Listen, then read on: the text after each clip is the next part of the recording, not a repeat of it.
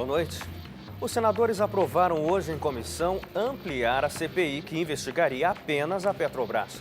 Pela decisão, podem ser investigados o cartel do metrô em São Paulo e obras de reforma na refinaria Abreu e Lima, em Pernambuco. 2 casos ligados a partidos de pré-candidatos de oposição ao atual governo. Investigar fatos distintos em pouco tempo já deveria ser motivo para negar o pedido. Colocar partidos opositores na mesma CPI pode comprometer a apuração. Os senadores discordam. E hoje você também vai ver que foram libertados reféns na Ucrânia. O governo ucraniano dá prazo para a desocupação de prédios públicos. Foram identificados novos sinais que podem ser da caixa preta do avião da Malaysia Airlines.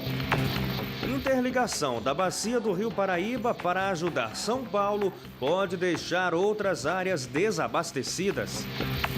E ainda, as vendas em torno da Páscoa movimentam o comércio e os empreendimentos caseiros.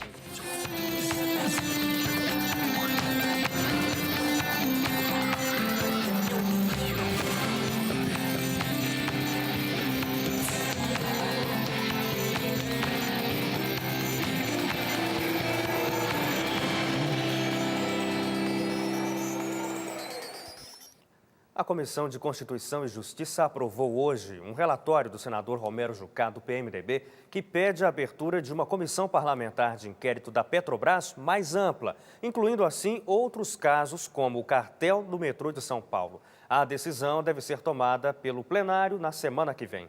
Se o texto for aprovado no plenário da Casa, a CPI, além de investigar o suposto superfaturamento na compra da refinaria de Pasadena, no Texas, Estados Unidos, a denúncia de recebimento de propina de uma companhia holandesa, a falta de segurança em plataformas da Petrobras e o sobrepreço na construção de refinarias, a comissão deve apurar outros casos: o suposto cartel no metrô de São Paulo e as obras do Porto de Suape e da refinaria de Abreu e Lima, em Pernambuco.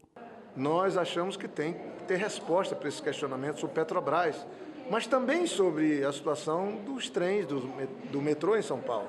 Por isso que é importante a decisão se a CPMI vai ser exclusiva contra o governo e tratando da Petrobras, ou se ela vai ser realmente uma CPI para apurar eventual corrupção na aplicação de dinheiro público no Brasil. A determinação do governo da presidente Dilma, do PT e da base governista de impedir qualquer tipo de investigação da Petrobras. Eles têm pavor, porque cada dia se revela conexões cada vez mais íntimas entre dirigentes da Petrobras, políticos e gente que hoje milita francamente no mundo do crime. Líderes da oposição brigam por uma CPI exclusiva sobre a Petrobras e, por isso, entraram com um mandado de segurança no Supremo Tribunal Federal em Brasília. Todos os requisitos foram cumpridos, o número de assinaturas, o fato determinado. Cabe ao presidente do Senado Federal não enviar a um outro colegiado para que ele tome a decisão, o protocolo da CPI, e simplesmente instalá-lo, para que seja determinada a instalação da CPI que vai investigar as denúncias em relação à Petrobras. Para o cientista político, o fato da base aliada pedir a inclusão de outros casos na CPI da Petrobras pode ser apenas uma estratégia política. Você tem ali um embate entre situação e oposição, né? E ambos os lados querem ganhar o máximo possível, perder também o mínimo possível. Então, quanto a isso, no espaço puramente emotivo, você pode ter certeza que quem perde é a sociedade brasileira. A compra da refinaria foi em 2006. A Petrobras pagou 360 milhões de dólares por 50% da indústria. A polêmica começou pelo fato de, um ano antes, a empresa belga Astra Oil ter adquirido a refinaria toda por 42 milhões e meio de dólares. Enquanto isso, o custo total para a Petrobras passou de 1 bilhão e 200 milhões de dólares. Na época, a presidente Dilma Rousseff presidia o Conselho conselho de administração da empresa, que autorizou a compra. Para o especialista, ainda não há um ponto de equilíbrio nas discussões por falta de dados técnicos sobre as suspeitas de irregularidades. Um embate político que, em um ano de eleições, na opinião dele, pode trazer danos irreparáveis. As pessoas acabam se tornando distantes da própria discussão política e acabam, infelizmente, fazendo opções duvidosas, questionáveis, quanto à escolha de candidatos, quer na esfera estadual, quer na esfera federal. Então, o correto seria colocar essa discussão, primeiramente, no plano técnico e jurídico, e depois disso levar para a questão, as discussões políticas, o que, infelizmente, não está acontecendo. Os ucranianos que querem que suas cidades se tornem russas liberaram hoje 56 reféns de um prédio público em Lugansk, no leste da Ucrânia. A cidade é uma das 3 que estão tomadas por manifestantes desde domingo. Os ativistas que ocuparam o prédio em Lugansk só liberaram os 56 reféns depois que deputados conseguiram entrar no edifício e negociar com os líderes da invasão. Eles eram mantidos no local desde o final de semana.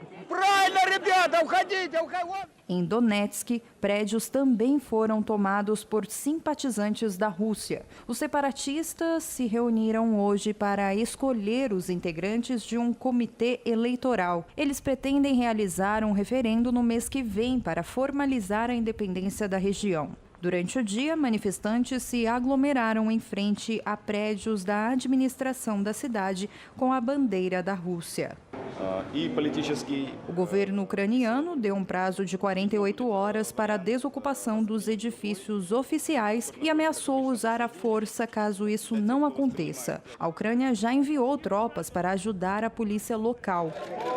Em meio à tensão na região, os Estados Unidos, Rússia e a União Europeia concordaram em se reunir para discutir a crise. O encontro deve acontecer na semana que vem. Hoje, a chanceler alemã, Angela Merkel, disse que Moscou não está contribuindo para encerrar o conflito. Uma pesquisa revelou dados desconcertantes sobre o conhecimento dos americanos sobre política externa. Apesar de os Estados Unidos estarem completamente envolvidos na crise, a população não está muito informada sobre o assunto. Pesquisadores pediram que os entrevistados apontassem a Ucrânia no mapa. Apenas 1 em cada 6 americanos soube indicar corretamente. Alguns chegaram a apontar a Ucrânia dentro do próprio território dos Estados Unidos. Outros no Brasil, na África e na Groenlândia. Por sinal, os que erraram a localização foram os mesmos que defenderam uma intervenção militar na região. A guerra civil na Síria provocou uma onda de imigração. Algumas pessoas escolheram o Brasil para se refugiar do conflito. Aqui eles recebem o amparo de entidades e da população, mas esbarram na burocracia. A guerra civil teve início numa onda de protestos contra o presidente Bashar al-Assad, ditador no país há 14 anos. A ONU confirmou o uso de armas químicas pelo governo. Mais de 9 milhões precisam de assistência humanitária urgente, incluindo 3 milhões de crianças. Muitos deles têm procurado o Brasil. Em São Paulo, a porta de entrada é a Cátedra Diocesana, ligada à Igreja Católica. Sírios chegam com visto de turista, com validade de no máximo 3 meses. Sem o reconhecimento da condição de refugiados, se tornam imigrantes ilegais quando o prazo expira. Aconteceram casos aqui de pessoas que estavam nessa condição serem autuadas pela Polícia Federal com uma multa e com uma ordem de sair do país em 7 dias.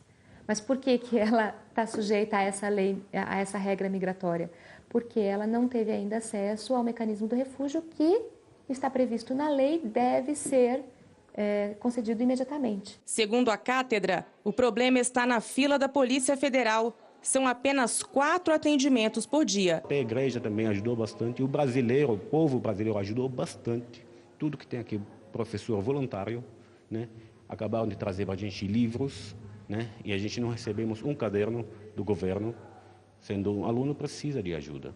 Os refugiados dizem que vêm para o Brasil atraídos pelas facilidades do visto de turista. Desde setembro, o governo diminuiu as exigências burocráticas para as vítimas do conflito. O problema é que aqui Elas são surpreendidas pela burocracia e sentem o desamparo da ilegalidade. É o caso desta jovem, que por medo prefere não se identificar. Ela está com o visto vencido há 2 meses. Ilegal, tem medo, inclusive, de ser mandada de volta para a Síria. Tem todos os medos assim, que eu acho um problema, um dia do trabalho, na rua.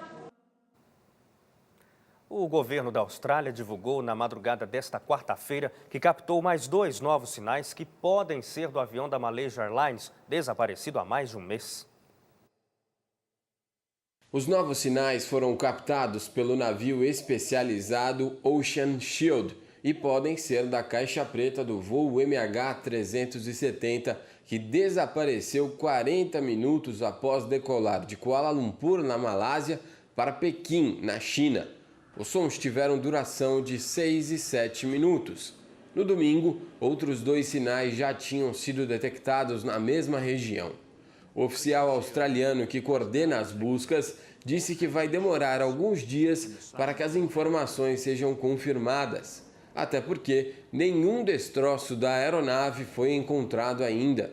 As equipes de resgate estão em uma luta contra o tempo. Normalmente, a bateria de uma caixa preta dura pouco mais de um mês. Desde o desaparecimento do avião, já se passaram 33 dias.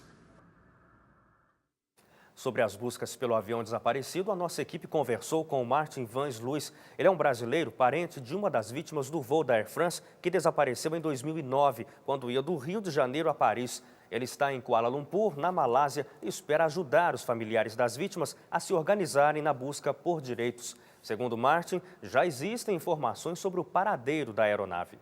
Resumindo um pouquinho a história aqui dos acontecimentos, nós tivemos, aqui quando eu falo eu e as famílias com quem eu tenho me encontrado, uma informação hoje muito segura de que muito provavelmente a área numa área limite de 25 milhas milhas quadradas, o avião foi descoberto onde o avião se precipitou no mar. Isso significa dizer que as esperanças aí das famílias de encontrarem pessoas ainda com vida, sobreviventes, está realmente indo para o próximo do zero.